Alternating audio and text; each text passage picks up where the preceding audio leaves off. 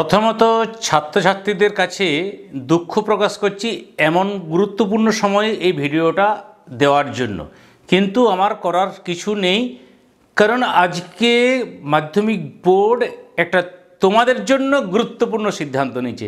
সিদ্ধান্তটি তোমাদের জন্য মঙ্গল কিনা সেটা অবশ্যই কমেন্ট সেকশনে জানাবে। তো তোমাদের ভয়েস পৌঁছে যাক বোর্ড পর্যন্ত যে তোমরা চাইছিলে এমনটা।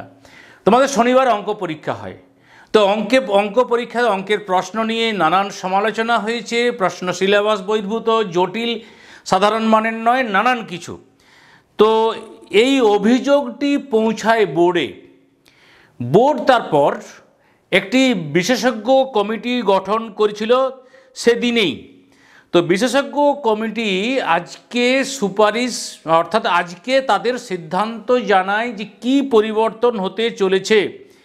তো সেই সুপারিশ করেছে যে দুটি প্রশ্নের ক্ষেত্রে ওই দুটো প্রশ্ন, আমি প্রশ্ন দুটো বলছি কোথায় আছে প্রশ্নটা, সেটা টাচ করলেই ফুল মার্কস। তোমাদেরকে আমি আগেই বলেছিলাম একবার যে পারো না পারো অন্তত দাগ নম্বরটা অবশ্যই দিয়ে আসবে। তো কোন প্রশ্ন দুটো সেই বিষয়টা একটু বলি। প্রথমত বলি, যেহেতু সারা রাজ্য জুড়ে প্রশ্নটা সিরিয়াল নম্বর এদিক ওদিক হয়েছে, তো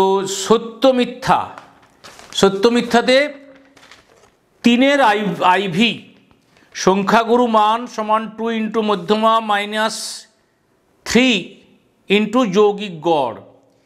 এই প্রশ্নটা তোমাদের বইয়ে দেখবে লেখা রয়েছে, এটি মূল্যায়নের অন্তর্ভুক্ত নয়। আমি ওটা খুঁজে পেলে স্ক্রিনে দিয়ে দিচ্ছি। তো এটা যে টাচ করবে অর্থাৎ দাগ নম্বর দিলেই কিন্তু এখানে 1 নম্বর হচ্ছে।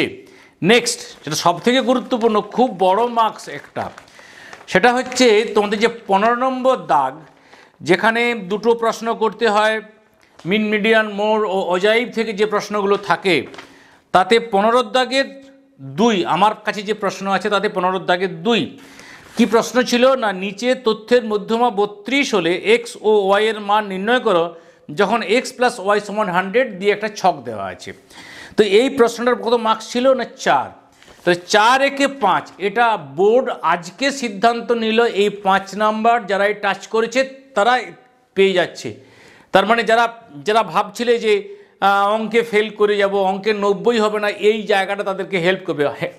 কি না অবশ্যই বলবে।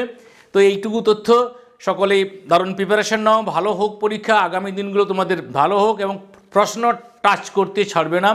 সকলকে শুভরাত্রি জানিয়ে শেষ করছি।